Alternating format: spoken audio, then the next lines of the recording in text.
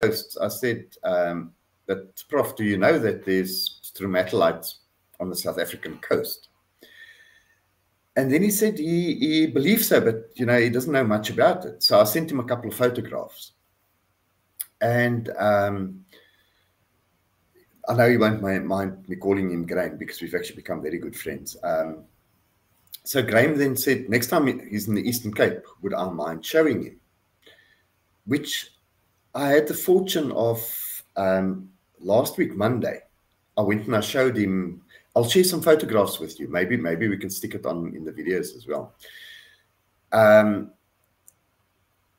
So this is exciting stuff, because this is so exciting that this is actually a site that we're going to push to become a international heritage site. Okay, obviously first it has to become a national heritage site, so it's going to take a bit of time. But I'm quite fortunate, I've got a lot of time ahead of me, so I'm going to push for this. Yeah. Well, Thomas, you had your birthday yesterday, and congratulations on that. And the funny thing is, you had no control over your birth. You were okay. Let's get beyond that.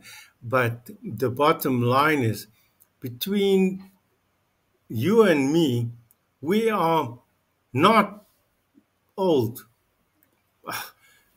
A lot of people think that at our age we are old, but we are not.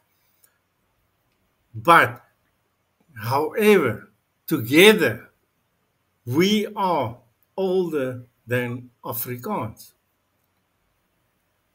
You know, that stupid language that Charlize Theron, a South African-born citizen, said, only 44 people only speak this language, blah, blah, blah. Anyway.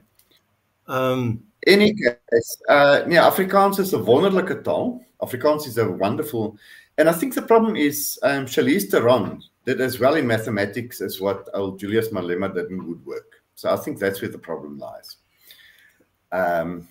Yeah, that's my take on it. Anyway, I'm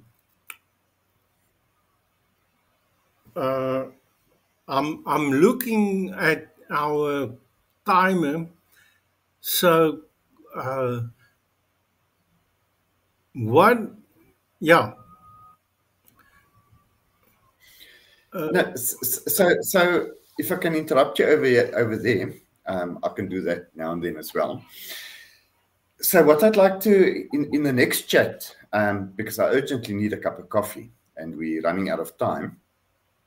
So with maybe not the next chat, but very soon, I'd actually like to talk about, I went to, I attended a short classroom of Graham Addison where he was teaching these guides about what it actually takes to be a guide. And there's actually a legal framework that they have to follow.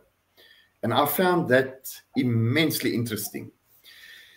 And why I think it's an important topic is because South Africa is such a beautiful country. And I think tourism